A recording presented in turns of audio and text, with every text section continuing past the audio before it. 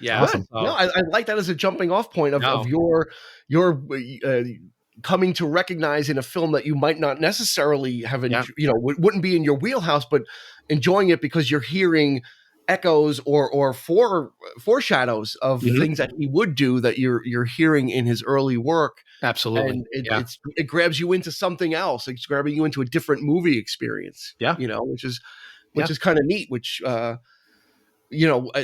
we'll get into a little bit of maybe some redundancy or some thievery from John Williams, but one of the things about him is his stuff is always unique. Mhm. And for someone that's done this kind of stuff, maybe you could pick out some similarities in some things, but for the most part, everything is unique. Every big one is unique. So Yeah. let's move on from there. So that was 71. In the early 70s, Eric and I will remember there was a big thing with disaster films. So he had done Earthquake and he had done The Towering Inferno, but it would be 1975, Andy, that Jaws would come out and would really became, like I said, it charted. That theme charted. Now, what is that theme? It's nothing but the cello strikes, like really at its core. Did you see the John Williams documentary on Disney Plus? Mm-hmm. Oh, it was great. Well, I was just going to throw in. Spielberg said the first time he heard it, he laughed. He's like, okay, play the real thing. Yeah, I'm paying you for this. Yeah, he was like, this can't. He thought he was taking the piss or whatever. So like he was like, play the real one now. He's like, no, this is it, and this is it. Pretty funny. Yeah, the thing about the soundtrack that always struck me, it didn't strike me later as an adult because it's so easy to get caught up in the dun-dun, which is great. But what I love about the Jaws score and soundtrack is how the second half of the film becomes an adventure soundtrack. The score becomes like high adventure, like it really kind of goes for and it changes and I remember watching it as an adult, and I'm like, wow, this music is actually changing the whole tenor of the film. It went from this horror film to like this seagoing adventure film just because of the music is just kind of going there. Yeah, and I think that's what. I think that's what the movie needed. It didn't need the foreboding because we had gotten that. And now it's kind of, and the movie itself shifted gears into that, which I really kind of dug. I was like, wow, this is kind of like that was totally different genius. than the beginning That's stuff. Absolute genius is creating, and whether or not it was his idea, Spielberg's idea, it really, that's what makes it such a wonderful collaboration in that regard. Yeah, because it felt like a pirate movie or something, like the swashbuckling, like we're going to get this thing, like, totally took it in a different direction. Yeah, I think, on the documentary, it said that he gave him a temp track, or he temp played it already, but he was using an adventure score from a score from an adventure movie beforehand, and that's why when he came in with the 2-note thing, he was like, "This is not at all what I was thinking," but he might have let's split the difference, Spielberg has those preconceived notions of what it should be because of his love for those kinds of movies in his youth. And then Williams comes along and say, this is it. And it's like, whoa, you completely blew my mind here. Yeah. Like now we're appreciating the work of a master. So yeah. And it wouldn't be but 2 years later that a little sci-fi film with a $9 or $10 million budget would come out called Star Wars, which would change everything. And it's the first one I picked. It was a give me. It was going to be a give me. Yeah. And a lot of reasons. Again, what we had, Star Wars was a sea change in a lot of different things. The more I thought about it, had Star Wars not had this type of a score, it might not have done as well. No, because the score for Star Wars is big. It's theatrical.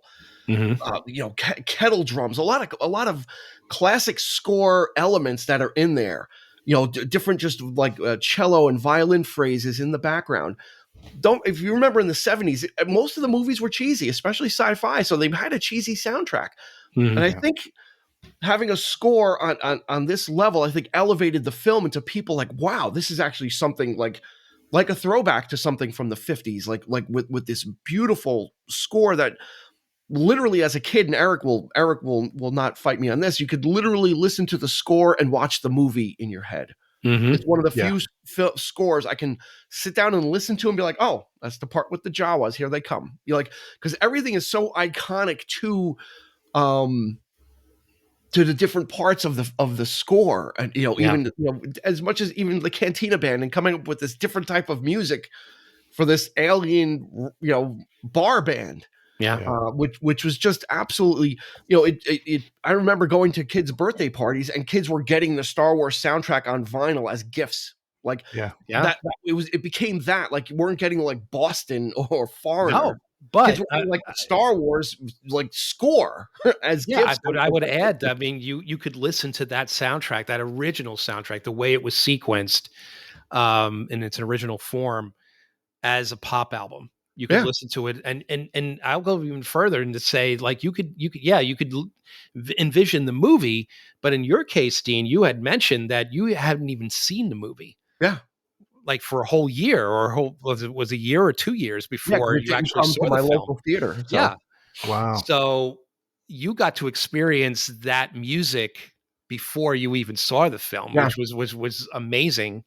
Kind of almost like reading the book before the movie in a weird way. Yeah. I was going to say very early on that I think that one of the reasons why John Williams sticks with my specific generation, I mean, we're the same generation, but like my age specifically with most kids, was we had the record and the companion record with the storybook. Yeah, the story. I had that too. Like turn your page when R2 beeps or whatever. So it was somebody reading the book while you're reading the book, but that the music is playing the whole time. Same thing with Superman, same thing with all of these like big hits or whatever. Those soundtracks were part of our, we got to hear it over and over and over again with the stuff. So it was pre VHS or any of that, but we had, like I would check them out from the library, the tapes, the cassette tapes with the books. And but yeah, I mean, like his character motifs is what, who's on screen listening to the record. Because of you hear Leia's theme, you hear Han's theme, you hear the Jawas, and it's like, oh, I wonder what's happening with Han in this scene or something, So he's just lots of big musical movements also within, like the TIE fighter attack, I think, or the escape from the Death Star. It starts off really sedate, and then all of a sudden it picks up, and you're getting the staccato horns, and just like for someone young listening to this, it is. Tantamount to listening to classical music, obviously. But it's connecting it to something that a kid likes, which is sci-fi and lasers and starships. And I think that's was a big inroad, I think, for soundtracks. I think as everyone had, every big movie had a main theme. But Star Wars had, like you said, Andy, a lot of different things, a lot of different parts. Or John Williams would reuse the Star Wars main theme, like he would bring it back in subtle areas, almost as a callback. Just gently, you would hear that refrain again. It would go on to spoil things later in other movies where a character would be on screen and like the Force theme would play 3 notes. It's like hinting that, oh, is something up with this guy, or something like that. But it was, the thing also about the Star Wars soundtrack is what he does this with Superman. He does it with a couple other ones too, where it's like, it's like punching you in the face. And then you're like, oh my God, what is this? But then it does the, it lets you calm down for a minute and like soar, you know what I mean, for a little bit and get that little emotion back. And then it comes back and it's like, dun, dun, dun, dun, back. He does that. I forgot what it's called. It's not like, it's like call and response or something. There was a word for it where it's just brash in your face, and then he let you calm down for a minute, and then it's back into your face or whatever. Yeah, so then he reprises it, Last so word on good. Star Wars. I don't think there's anything more iconic than the word Star Wars splashing on the screen, like Andy said, with the whole fanfare beginning. I mean, even when I go see it again in the theater, I get chills from it because it's just like, like all of a sudden these words appear and the music is blasting at the same time, and it's like this big, like in your face theme. So can you think of like any kind of soundtrack that was made like this that was applied to disco and was a hit selling album. What was it, Nico or Miko did it? Yeah. Nico. I mean, they just took songs from the freaking movie and put a disco beat, you know, and it worked, and it was the best selling album. It's crazy. They did that with. And this is, and we're talking. This is before the movie even premiered. You know, it wasn't even in theaters at this point. That you heard this stuff on the radio, knowing full well that this was going to be a hit for some weird reason. If the movie had tanked, you could just imagine what But the marketing to this thing from the get-go was everything. Just tremendous. All the tumblers, the tumblers just fit together for this film, and springboarded us to the same year, 1977. Spielberg. Would come back with He would come back with a sci-fi film, but not really in outer space, but a little more grounded in Earth. Close Encounters. Yeah, I mean, this very similar to your story, Dean. I mean, I had the soundtrack, but I actually didn't see Close Encounters until 1980, which was the special edition, which was he redid. He added some scenes and all that kind of thing. But this score was distinctively different from Star Wars. It really adhered to what I ultimately came to find out was every scene was the music adhered itself to every scene in this film, and it gives you such a range of emotion. You have everything in this score. It's become one of my favorite scores of Spielberg, if not my favorite Steven Spielberg film score collaboration with Williams. You get mysterious, you get terrifying, you get whimsical, you get confounding, you get awe-inspiring, childlike wonder, and finally you get spiritual at the end. That ascension of the mothership rising at the end of the film is like you're lifting up to the heavens. It's like one of the most brilliant pieces of music and again, and then throwing in that little, stanza of "When You Wish Upon a Star" was a stroke of genius, something that I don't think even Spielberg knew he was going to do, because it has that in the film where, Neri is, he wants to take the family out to see Pinocchio, and of course that hit home for me because that happens to be probably my favorite animated film of all time. So it was very special in that regard. And the film itself has become very special to me as I get older. But just the soundtrack, and of course that famous 5-note, and when you hear Williams being interviewed by anybody, this is one of the first movies he's going to call out and say, what's your favorite score? And the typical response to that would be, oh, it's like my children. I can't pick a favorite. It's like whatever. But in this case, Williams always says Close Encounters. Like Close Encounters is one of his most proudest achievements. And it's all because of that simple 5-note thing that he came up with, which, by the way, is not just a piece of score. It's actually, a part of the movie. It's a plot device. It actually, it is something in the film. It is the conversation. It is, so it's more than just a simple piece of music. Yeah. And then you get this wild ride of the conversation, which was when I first heard it was like, what the hell is this? You're hearing this bombastic symphonic score to Star Wars, this beautiful music. And then you get this sort of weird, almost electronic thing going on with sort of Brian Eno-esque, and Williams would delve into those kinds of things. Yeah. But yet, when it first starts out, it's kind of a synthesizer kind of thing, but then it becomes this very symphonic thing. And it's kind of a mess, but it's like, that's the movie though. That's the conversation. That is the moment. And you're just drawn in, and it's just, apparently there were pages and pages of those 5 notes, different ones. And they picked one. Could you imagine it not being that though? It's so iconic, Yeah.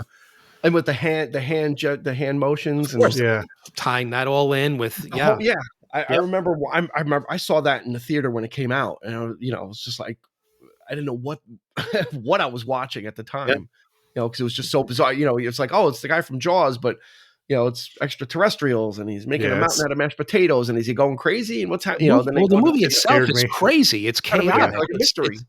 It's a mystery. It's like you're terrified in one scene. You're elevated to like a certain emotion in another, and it's like the family's splitting apart and this whole big thing, and it's like, but Williams was right there all along the way, and he captured every moment.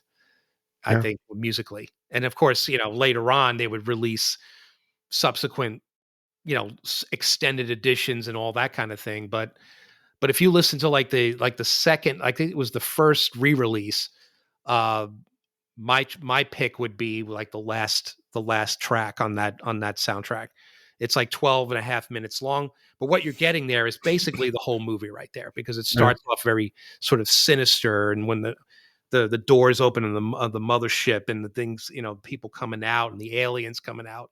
So it goes from that to this like tremendous, like uplifting score, like at the end of the ship rising. It's just, it gets me every time. So yeah, that it's one of my very favorite Close Encounters. Yeah. All right. Yep.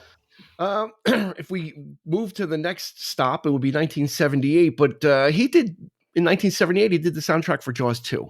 We'll pass over that because we want to get to 1978, the other film he did, where he made us believe that a man could fly. Yeah. Andy, this is your first pick, Superman. Yeah, this is my number original one soundtrack. I don't know if you guys have seen the Christopher Reeve documentary, the super comma man, but I mean that's all the tears and stuff like that. But I mean, like I'm a huge Superman fan, and it all stems from Christopher Reeve, John Williams. That first, I mean, Superman 2 is my favorite. Obviously, was Zod, because you can't go wrong with Zod. But I just Planet Houston.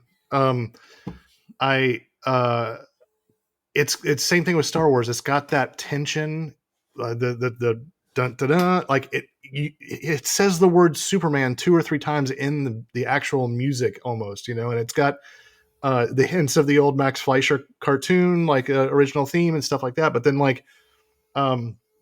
my favorite though, I mean, everybody knows the Superman theme, and the whole thing is great. And the whole like Spielberg says, Superman can't fly without John Williams. But there's something very specific about the soundtrack. It's the Superman love theme where they're flying over New York, and there's something about that specific song. There's 2 songs.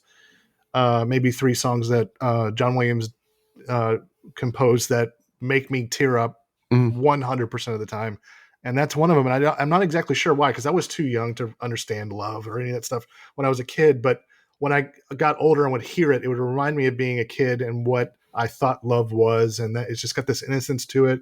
And it's the song reminds me of a happy time in childhood. And I think that when I had the record and I would listen to, I would see the thing and I'd hear whatever, but it just feels like weightless, like love. And the funniest thing about it though is that it was supposed to be a pop song, and that's what I love. This fact, that song was supposed to be sung by Margot Kidder, because they're flying over. Exactly, they're flying over New York, and she looks over at him, and in her mind, she's thinking, what does she say?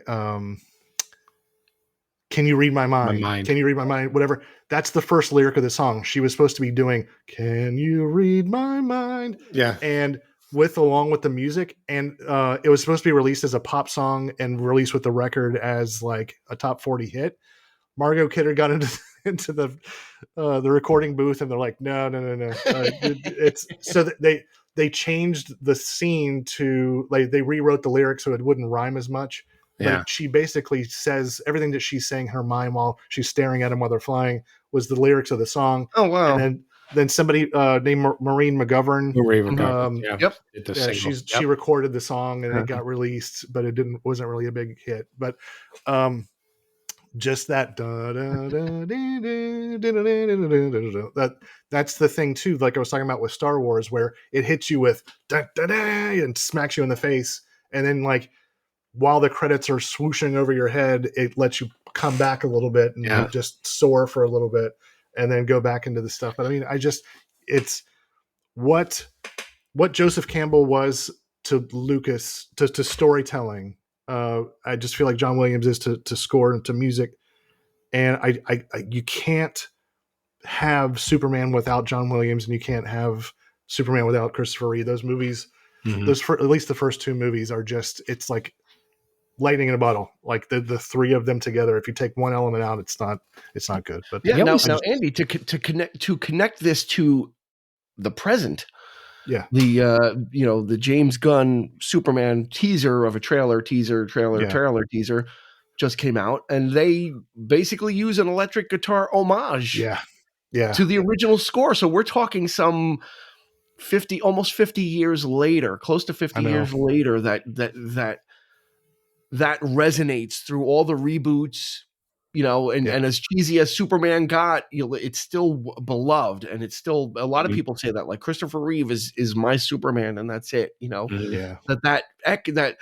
That theme can reverberate 5 decades later and be used again, and I think that's one of the things that people liked. There's a lot of divisiveness about that trailer, but that's one of the things that people liked about it. It was like, oh, that was kind of cool that they kind of didn't beat you over the head with it. It was there, and it was subtle.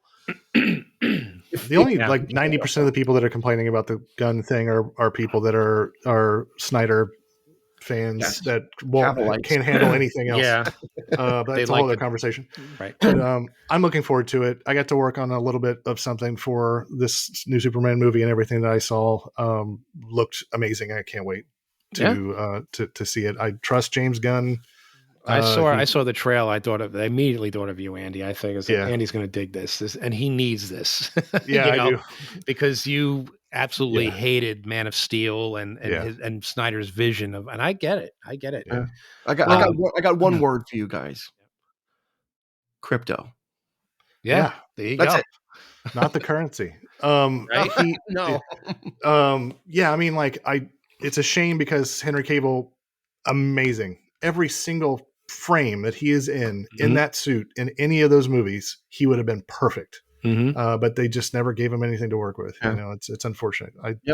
And they move on. It's hipper now to reboot than to stick with people. It's like, okay. One of the things that I love about the original theme, the main theme, is his knack of creating the central part, but then having this secondary thing that follows it up.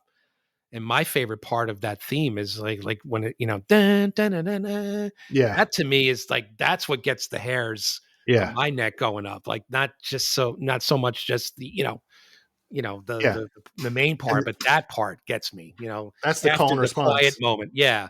Right. Dun, dun, dun, dun, dun. Superman, I'm telling you, it's all over it, Yeah, man. Yeah.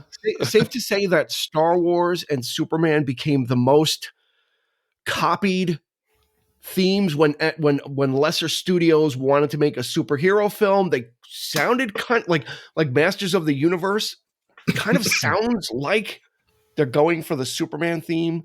And when low budget sci-fi films would try and would make something, it's like, well, now we have to make it sound majestic like Star Wars. So they would kind of take the phrases and maybe flat or sharpen some notes so it's not exactly, but it's like those two scores, I think, became like the blueprint of, all right, well, superhero film, it has to kind of sound like, we got to make it sound like Superman. Like, it's got to have that big sound to it, I think those two, right, Andy, became kind of like the blueprints going forward for anybody with a budget below a certain level. Yeah. I mean, they really, Spielberg, Lucas, and Williams really put a wall up against the synthy, kind of Clockwork Orange direction, with the, it brought back the class. Brought back the class. I like that. So after Superman the movie, he would do another Spielberg film, 1941, which was just a dog of a film, and just we won't even need to talk about that. Of course, he returned in 1980 for Empire Strikes Back. We're gonna stop the bus at 1981 with Raiders of the Lost Ark. Can I say one really quick thing about Empire? I'm so sorry to stop. It's got Vader's theme in it, so Okay. Well, when it comes just Empire, Empire has got the Han and Leia theme, and that's my favorite musical motif in all of Star Wars. Really? That's the other one that makes me tear up. There's something, I mean, other than like the Force theme, which is just super iconic, but the Han and Leia theme have got that, like, it's got like beauty and sadness and hope and uncertainty and passion. It's just got this, like, it's so perfect. Like, it's just so perfectly lined up. And I wanted to say one thing too for Star Wars before I forget. Yep. If you guys ever get a chance, check out, there was a guy named Gustav Holst, Holst, Gustav, and he wrote a song called "The Planets" in 1914. So it is every single modern movie score from that point on you will hear in this one song. It blows my mind that this guy wrote this in 1914. It almost feels like somebody went back in time and wrote a movie theme before movies were invented. So you got to check it out. Gustav Holst, The Planets, everybody. And I think that, John Williams has said it was highly, inspired by and stuff like that. But he got some grief for I think for Star Wars. Yeah, because the planets is a whole section of it's a whole series of movements, and each one is named after a different planet. So it's a whole symphony called the planets, and there's a Pluto, a Jupiter, and I believe Mars. Mars is Hans Zimmer. Yeah. Like Pluto is John Williams. I mean, it's insane. Like anyway. Yeah. I'll find a link to something on YouTube that compares the Star Wars theme with what Holst did, and it's it's pretty bang on. To wrap it up though, the Han and Leia theme. Say what you want about the sequel trilogy, which we don't want to talk about probably, of Star Wars. The very first full trailer of The Force Awakens, where we first hear where Han's like, it's all Jedi, true, all of it or whatever. It's true. It's all whatever. And then it cuts to the Millennium Falcon, and it does the Han and Leia theme. Goosebumps every single time. It's one of the best trailers ever cut together. That first full Force Awakens trailer. I mean, I just watched the trailer. Don't watch the trailer. Again, just adding Han and Leia's theme in it's just so freaking brilliant. Just to make a point on Empire, by as a soundtrack, to come, Star Wars was such a great soundtrack in itself, but then to come back with this another double album of all brand new music with all new themes. And not only that, but you had some really great incidental type, scene type music, Battle in the Snow and the asteroid field and all this. I mean, it's amazing the level of complexity that, that he would continue to do. Like he would just, improve upon himself like every time. And that was a tremendous soundtrack too, to by itself. I mean, it was, as I recall, when it came out, there was so much music that actually wasn't in the film on it. And I'm like, what is this? I never heard this. This is not in the movie. What's going on? And there's like about a third of the stuff on that soundtrack is not in the movie. Yeah. And that's no joke. And that's wow. Yeah, it's great. Prolific does not encapsulate. Yeah. Where is that? So let's jump to 1981. Raiders. This was going to be another slam dunk for me. But the more I think about it, is it's very easy. It's another one of those instantaneous, But when you listen to the soundtrack, that's not really in it that much. Yeah. And the soundtrack for me, when listening to it, like if you look at everything he was doing before this, it was either fantasy, horror, or sci-fi. Right? Raiders took place on Earth during a particular period in time. So it was grounded, for the most part, grounded in reality. It's not a fantasy. So the music had to reflect that. It couldn't just kind of go wherever it wanted to. It had to be tied to a certain time period. It couldn't really go past that. But also it had this soundtrack is a very moody soundtrack. It's very brooding. It's very ominous feeling. There's an undercurrent of tension throughout this whole. It's not all the rollicking stuff. A lot of it is very much. It's very, very tense, incidental music and suspenseful. Like that, things are always going on in the background. It's not as it has the rollicking elements, but not as much as you would think from an Indiana Jones from Raiders of the Lost Ark, which I kind of like it. It's very brassy. It's a lot of horns in it, that he uses to kind of really punctuate. Less strings and more horn based. I don't know if that what kind of choice he made with that, but for me, like, Star Wars is so upbeat. Even the tense stuff has an energy to it, and Raiders has a really kind of pulled back feeling to it. When I was listening to it, it's like this stuff is really, it's low key, it's ominous. It's kind of just in the background, like the music is lurking in the background in Raiders, just kind of it's kind of creeping. It's kind of creeping around behind the characters. Doesn't take over like it does in Star Wars. Well, it's very much set. I mean, the set pieces, you hear those stand out, like the basket chase, but things like that. But then, it's always that impending dark cloud of the Ark looming, and that's what I love about that score. It's like that's probably my favorite is the map room when he uncovers the and of course the end. When the Ark is opened, and it's but there's always that dark shadow, and you're right, and you're dealing with Nazis, and they don't particularly treat it with kid gloves in a sense. I mean, you got to show some I don't want to say respect, but on the other hand, it's like but you can't some deference. You cannot really like make fun of this stuff too much. You know what I mean? It has to be a certain level of decor. Yeah, can't be slapsticky. Right, exactly. So, but it's a great score. Yep. Andy, anything about Raiders? No, I agree with everything that you're saying. I imagine that Temple of Doom was even darker. Yeah, we'll get there. But I agree. Yeah. All right. Well, moving on. After Raiders, 82 would be E.T. the Extraterrestrial, which is another one of those iconic magical scores. Yeah. Right. 83. Side note. Speaking of Empire Strikes Back, there's a scene where they're trick-or-treating and you see Yoda.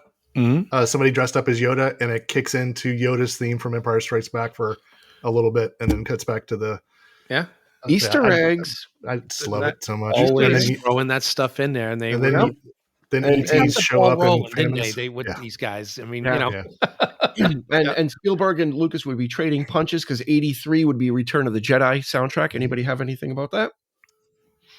It's my favorite of the original trilogy because I was the perfect age for that stuff, but that's a whole other conversation. It was it was beautiful. Well, that's my that's Zach's favorite film. And special to him. It's now become special to me in that sense. But I was the only thing I will add is I was actually kind of disappointed when the soundtrack came out because only a single disc, single record. And the other two were like, oh my God, this is great.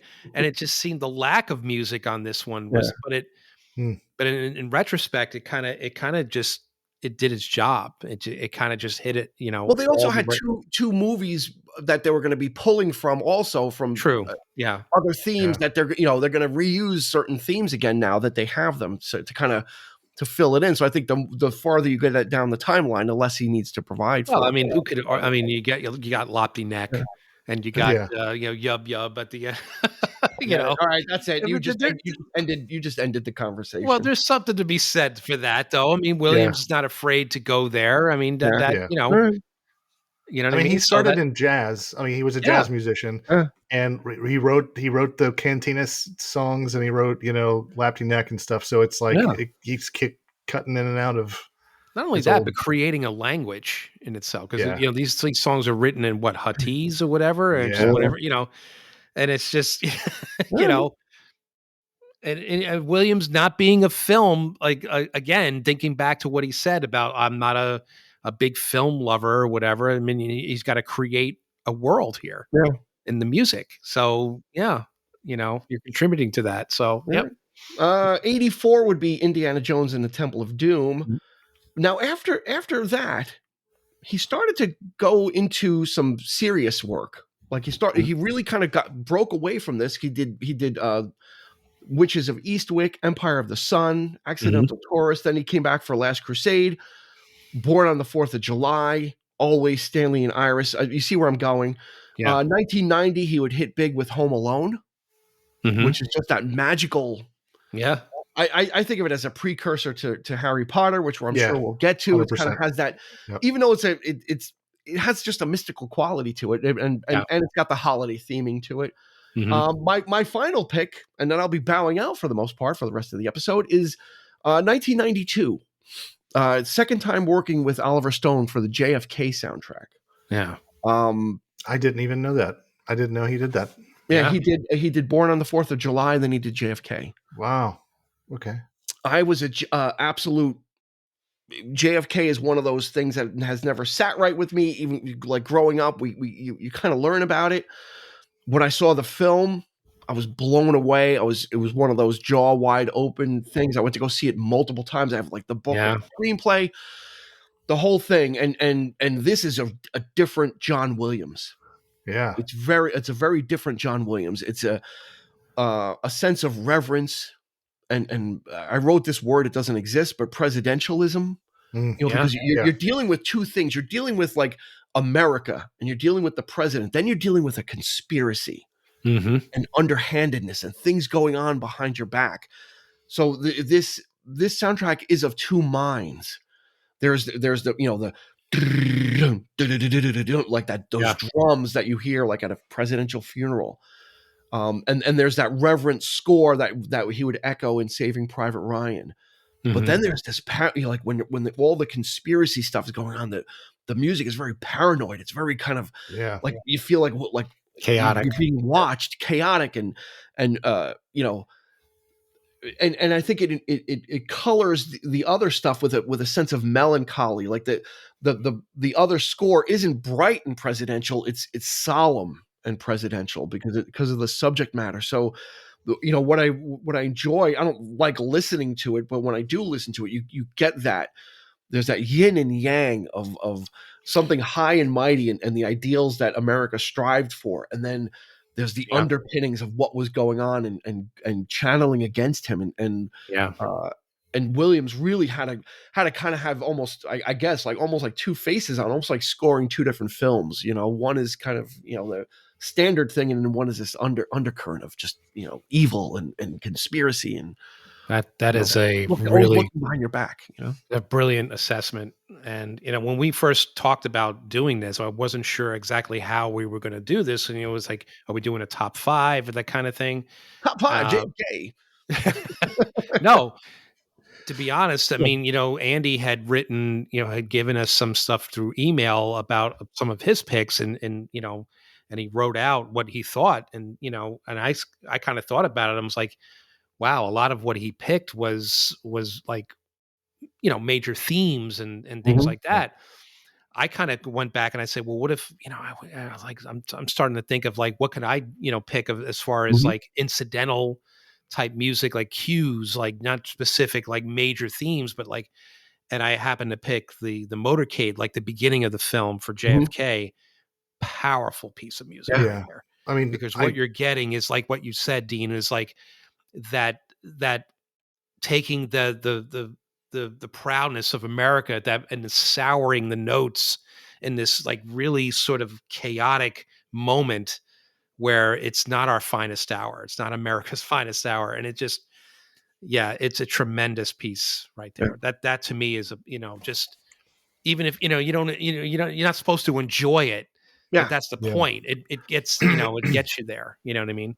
Absolutely. So, I absolutely love that whole movie. Everything about the movie, the acting, the music, everything. I mean, even the weird, cut to black and white, like Joe Pesci pulling his wig off. I mean, like it all fits. Like it was my introduction to Oliver Stone and stuff. So and Stone is such an in your face director and movie maker that I think he, I think John Williams captured the sense of paranoia that Oliver Stone was presenting on the screen. All these different theories are flying across the screen of the mob and this and who did, and under it is just this foreboding when they have those scenes like this, like it's like I'm not doing it right, but it's kind of like this. Yeah. Drone. Almost, yes, just droning, suspenseful, the tension throughout. So, that's what made like the scenes, like the scene where he's sitting there with Donald Sutherland when he's like spelling it all out for him in that one scene where they're sitting on the bench and he's like, that scene was tremendous, and the music there, it takes you. Oh my god! With the piano, like no, like random, like it's just get you going. So that was JFK. That's going to do it for my 3. So we're gonna carry on. 93 would see Jurassic Park, which is a classic among classics of scores. It's gorgeous. So many. The majesty, so many themes. The majesty of the dinosaurs and just trying to capture that. Almost like it's almost regal. In how it approaches these beasts, and not a typical but also, score. But also playing up on the theme park aspect too, like the whimsical, the childlike wonder and that kind of thing too was great. There's 2 or 3 main themes in that song, in that movie. Yeah. So it's like pick that Jurassic Park song. You probably do the ding, ding, ding, ding, ding, but there's other ones too that are like immediately recognizable. Of course, I can't think of right now, but so many. 93, he would do Schindler's List. He would pick up an Oscar for that. Do you hear the quote about that Schindler's List? John Williams got to see the movie and he called Steven Spielberg and he's like, "You need somebody better than me to do this." And he says, "I know, but they're all dead." No can do. You're the best. You're the best we got. Let's skip ahead. Let's jump to 2001. And that's where Andy's gonna kick us off with Harry Potter and the Sorcerer's Stone, right? 99. 99 with Phantom Menace. Oh, sorry. Okay. Yep. Phantom Menace. That's right. Duel of the Fates. I'm sorry. Duel of the Fates. It's okay. I'm going to monologue for 30 seconds. You'll be going twice in a row. So yeah, I'm going to monologue for 30 seconds because I need to take you on a adventure here. Take your time. Okay. Go ahead. You guys know that had some health stuff recently, and when you're kind of laid out and can't really go anywhere, you start like taking stock about things and thinking about like how tenuous things are, what's good, what do I like, what do I not like, that sort of stuff. And I've come to recognize lately that I can tell if I like a song within 10 seconds of hearing it. And that's why I have Shazam on my phone. If I walk into Hot Topic and I hear 10 seconds, I'll just grab Shazam and I'll put it in my pocket and listen to it later. I know immediately if I like a song or not. Mm-hmm. But I've gotten kind of addicted to this feeling, this very specific feeling where certain artists will present something so out there that it kind of hurts to take in a good way. Not like, oh my God, this sucks, I can't listen to this, it's dissonant or whatever. But it's more of like this is so unique that I can't take it all in. I need to hear this again. Like I want to play it again right away. And there's been many, many times where like you'll listen to it 2 more times and you're like, I still don't know if I like this. I'm not sure. And then you go to bed and you wake up and you're like, yeah, this is my favorite thing now. I'm going to listen to this for the rest of my life. It's like, there's these little things that it hurts a little bit to take in because your brain is like, am I going to like this? Oh my God, is this going to be my favorite thing ever? And it's not just like a throwaway song where it's like, oh yeah, I like the beat, I like the thing or whatever. And there's been a couple of artists recently that this has happened. Like there's a girl named Lola Young that happened this year that I heard a couple of her songs and I was like, wow, this is, and Billie Eilish, when she first came out, it was like, just, this is so different. I don't know if I like this or not. And then, you just keep going. But anyway, there's this old quote that says, don't worry about people stealing your ideas. If your ideas are any good, you're going to have to ram them down people's throats. And all that to say, bringing in the genius of Williams and Lucas, we heard absolutely nothing like Duel of the Fates in any context of Star Wars in the 22 years that it existed. It's the same thing with the visuals and the storytelling of the actual movie. Our generation, us old folks, kind of went into Phantom Menace with like, we were excited, but we were like, don't screw me over here. I need this to be cool or whatever. But we were presented with so much new stuff at first. Take Jar Jar out of the equation. I'm a lesser artist than Lucas and Williams and Doug Chiang and all those guys are, because I would have played the hits. I would have this is what made Star Wars a hit. All the ships would have looked like the Millennium Falcon. All the music would have been this, all of the, all this stuff. But they said, screw that. 90% of this stuff, you're going to see and hear nothing like anything you've ever seen in Star Wars. Like there's like this weird aliens, and like even like the Naboo starfighters are like squeaky sounding, like when they go around.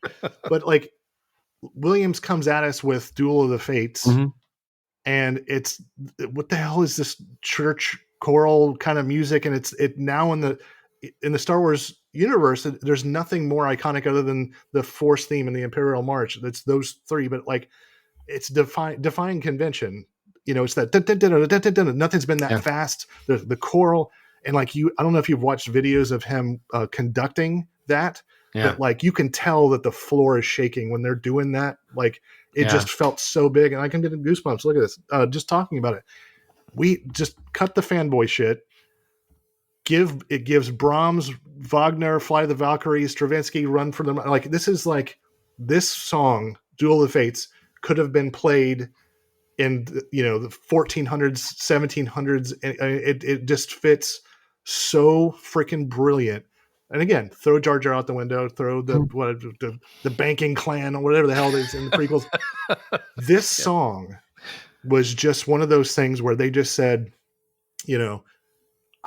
you're going to get something new and you're going to like it. Yeah. And, and I am so over the moon with that. The only thing that they ever did that with the sequel trilogy is Rey's theme. And Rey's theme was very dear to my heart too, because my daughter was born around the same time, but it felt different than anything that we'd heard. It had that like kind of like glockenspiel kind of introduction or whatever. But Duel of Fate specifically, it's just, it put that song on with headphones, and it's just that the choral, we've never heard or seen anything like episode 1.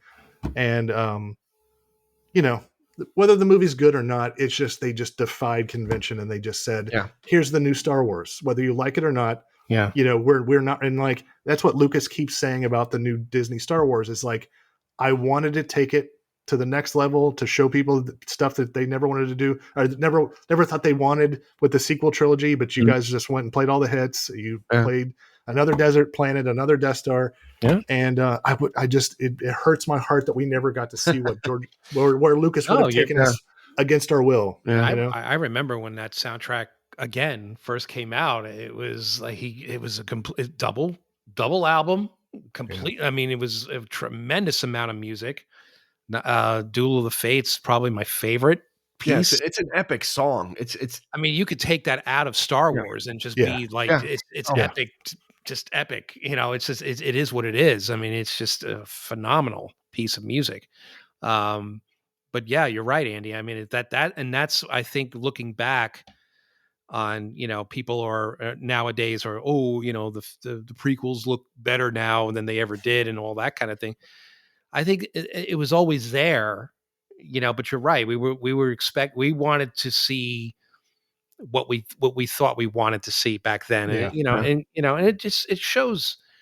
Yeah. Lucas, he did know what he was doing, like you kind of think about it, and it's just like, he made some mistakes that everybody gloms onto. Yeah. But the passion behind the presentation of what he wanted to convey via, visuals and via, all, the soundtrack and all this stuff. He always said that, if he could, he would make the film silent. There wouldn't be no dialogue. It would just be music, sound effects. And, and for the most part, I mean, kind of was. If you turn the sound off, if there's some way you can isolate just the score, which I think you can, watching the prequels, you could probably, have a better experience. Maybe the technology. I don't know. There was one little clip from one of the documentaries where Lucas hears Duel of Fates for the first time, and they're talking about it, and then like John Williams just says like, do you want to keep the choral part? Like, we don't have to keep the choral part. And George is like, yeah, he quote says, it has the inevitable fate of doom for the third movie to bring it around. But there's just this hallway conversation where it's like, do you want to keep the chorus? Not a big deal. And, I mean, like, that's, oh my God, could you imagine if they didn't? Yeah. Right. Yeah, you're absolutely right, Andy. How maligned or not the prequel trilogy is, John Williams still brought the fire. He still brought new things to it. Right? Oh yeah, and to match. And like you said, like that's a hair, raise the hairs on the back of your neck moment, and that's one of those parts of that's one piece of music that takes you right to that lightsaber duel. Yeah, you know, and yeah, like you said, these and it ties back to Eric. I think it ties back to Fiddler on the Roof and what Eric was saying about the choral, about the chorus and the choral, and how he was missing it and how Williams used it. And now he brings that full circle how many years ahead to bring it to a science fiction film. You know, he's got these tricks in his bag, but it's when do you use them? When's the right time? And how do I not overuse them? Right. And that one's been sitting in his pocket had to be sitting in his pocket for a while. I was like, you know what? This sounds right for this. Yeah. I urge you guys, if you get a chance, go back and listen to Tradition from the Fiddler soundtrack, from the movie soundtrack. You'll hear it. You'll hear the chorus. You'll instinctively hear that. I mean, they're speaking lyrics, but in this case, I mean, you could swear that it's the same vocal, the same people, like that did this, like 20, 30 years later. It's like, it's crazy, but I'm just going to. Yeah, that's awesome. I'll check it out. I just, my whole point is like, I'm going to be spending the rest of my time on Earth chasing the people that are going to take me somewhere that I don't know that I want to go. Yeah. Where it's like, I used to think that I just want to keep seeing stuff. But I mean, like, yeah, you like what you like. I want to get dragged down the dark alleyway and like, check this out, and, not sure if I like it at first. I love that. And that's exactly what happened. Yeah, down the rabbit hole, Andy. Yeah. Down the rabbit hole. Yeah. All right. Moving on to 2001. I got the order wrong. Harry Potter and the Sorcerer's Stone, which would start a whole other, what is it, quadrilogy, or with parts one, 7, seven and a half. But, Andy, this was another pick of yours. So why? Yeah. This has that whole magical and mystic. That theme is another one. You immediately know that you're going into a fantasy land. Yeah. The tinkling of the beginning of the 100%. Between 99 and 2000, the company that I worked for to make video games got hired to do a demo for this children's book series that none of us had ever heard of. And we had to read the first 3 books in like 2 or 3 weeks to get as much info as we could to make a demo to do the thing or whatever. And I was just so enamored with the books to begin with. And there was this like sweet little period of time where the books were starting to get popular, but there were no movies yet. And you could only get stuff at like the Warner Brothers stores and the mall. Mm-hmm. And it was all cartoon versions of the characters. So it wasn't Daniel Radcliffe. It was what we saw as Harry Potter in our minds. And I think Williams, was hired to do a promo song for, I think, the store or like a commercial or something for the books, and ended up doing the Hedwig theme, which is the one that the famous that we know for that. And then they ended up like making the movie, and they're like, who are we going to get for this? And I got to get John Williams, and we already like this, so please do this. So like they already had like the motif or whatever. But what's crazy though is if you ever heard the theme to Swan Lake, it's almost exactly the same thing. Like it's just rearranged some of the notes, and it's the theme to Swan Lake, but it's the way it was presented and stuff. And like you watch, just after reading the books and getting so enamored with the books, watching the movie, and then like there's the introduction and the scene and all this stuff or whatever, and Dumbledore puts the baby on the stoop and says, "Good luck, Harry Potter," and it does that. I bawled my eyes out. Like I was uncontrollably crying. I mean, because it was like they fucking nailed it. Like the costumes, the sounds, the look, like everything was like Christopher Columbus set up this. The first movie was the closest to any of the books. Yeah. Everything else was like just a tip of the iceberg. But the first movie with like the feeling of the magic, like there's just like, if you listen to Hedwig's theme with headphones on, you're getting swirled around like owls are flying around your head. And like, it's just got this, it's become one of the most iconic themes in the last 30 years. We're kind of like in a disposable, less iconic state of pop culture right now. Everything's kind of like, nothing's sticking because there's just so much shit out there or whatever. Yeah.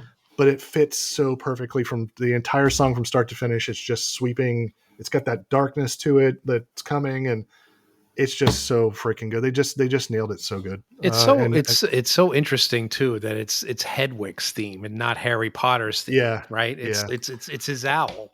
that it's the song is written about. It's yeah, and it's like, and she's there throughout all the films, and it's, and like it's funny, if you watch some of the documentaries too, like everybody's like showing up for the day for the recording session or whatever, and then they hand out the paper, the stuff, and all the violinists are like, oh shit, and they're like, they have to get extra time to try to like figure out what they're going to do and stuff.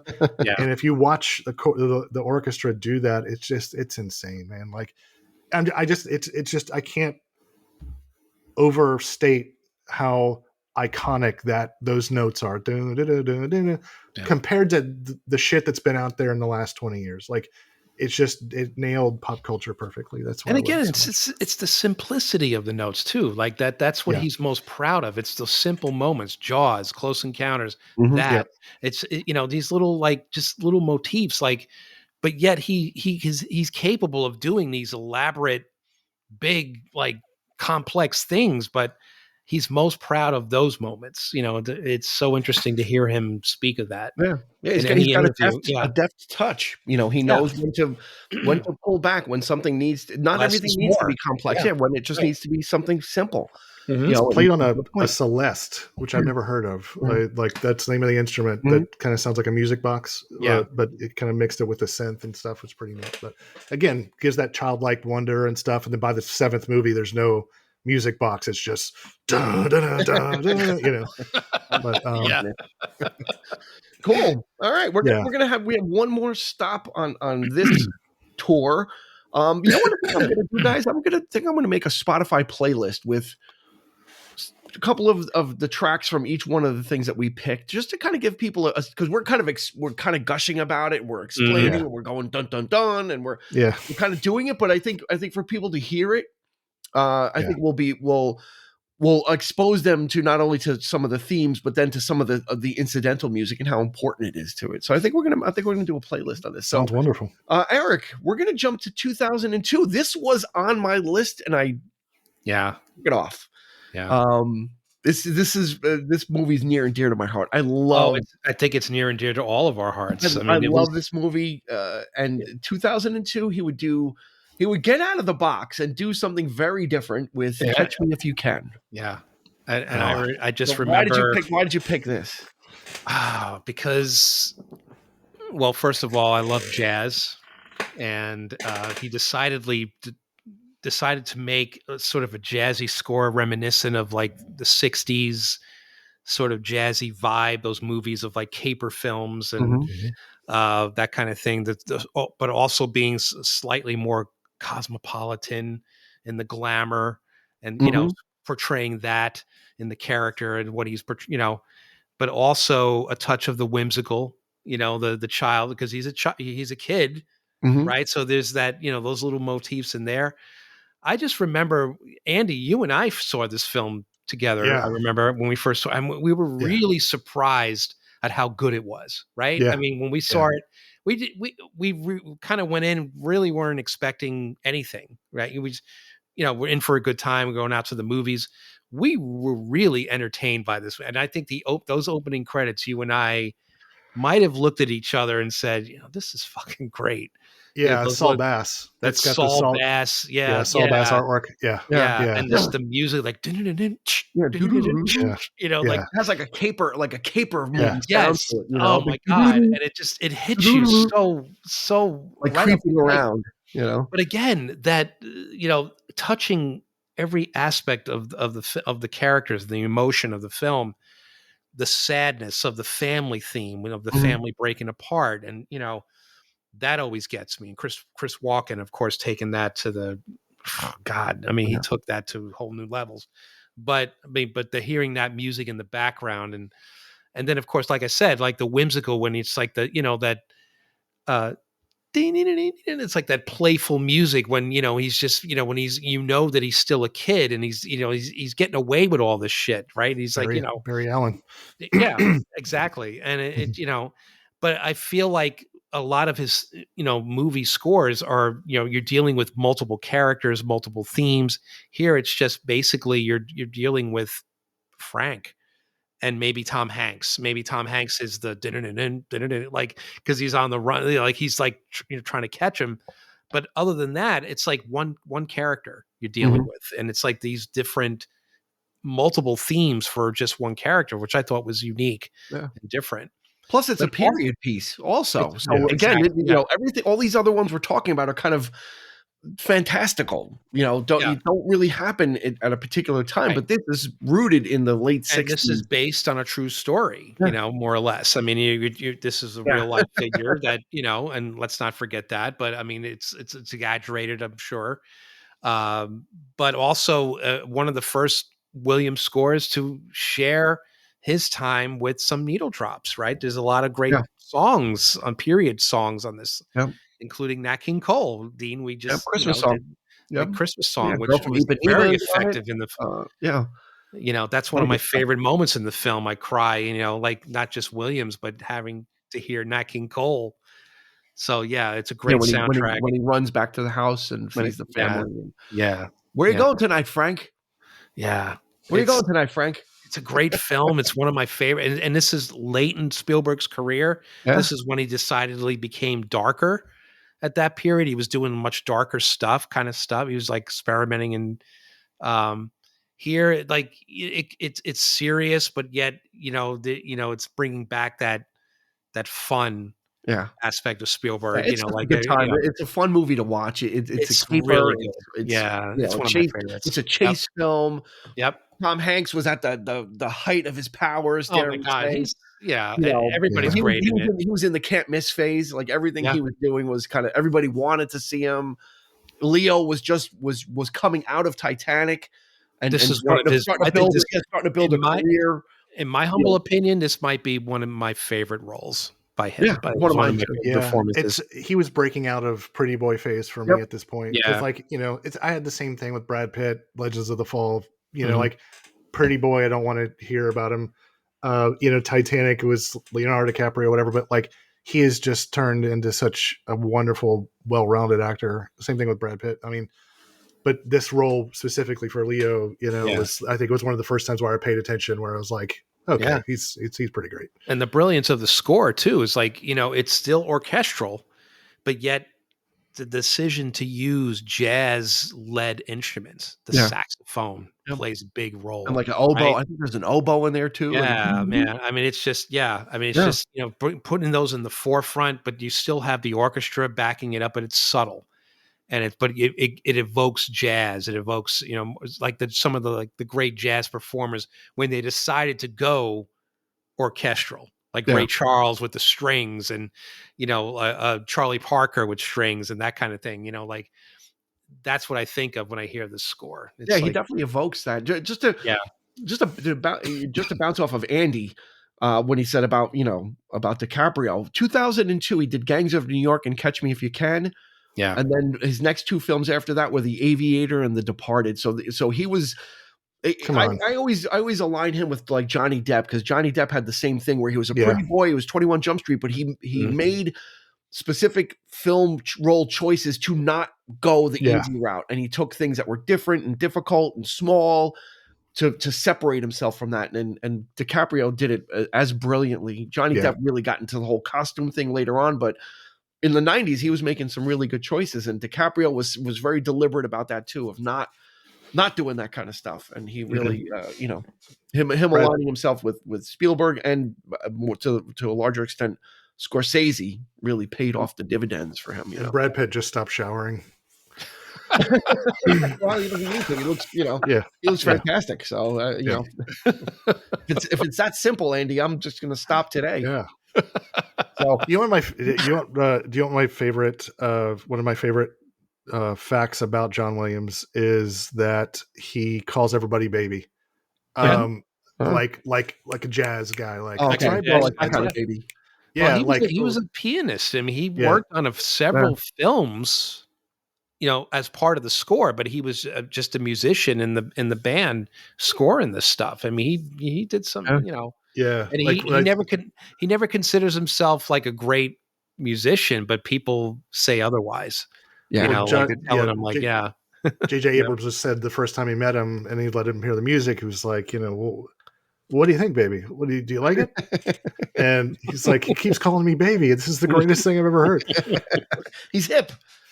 He's hip. So I think that's going to do it. I mean, we have just literally scratched the surface. We've given you a couple of our takes and hopefully help you maybe suss out how we listen to this kind of stuff and what it makes us feel and what we're listening for and how we're able to take it out of the movie.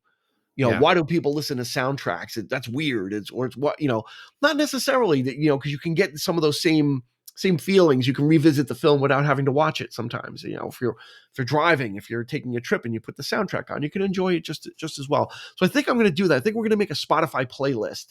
And we'll make it dynamic. So if people want to let us know what their favorite score was or what movie was, we can build that, and it'll probably be greatest hits, which would be a lot of fun. I think it'll be a fun thing to do. And like I said, to celebrate this man at 93, I think he is, who just said, "I'll do one more and done," and then said, "No, I can't stop." Still sharp as a tack. Yeah. And he has. Yeah, he's not faltering. It's not like it's like, this guy, man, when is he going to go? It's like, right. Wherever these ideas come from, it's endless. It's bottomless. Like I said, everything is unique. We've talked about so many different scores that just the three each that we picked are vastly different, even though some of them are in the same genre. This man is nothing short of amazing, Andy.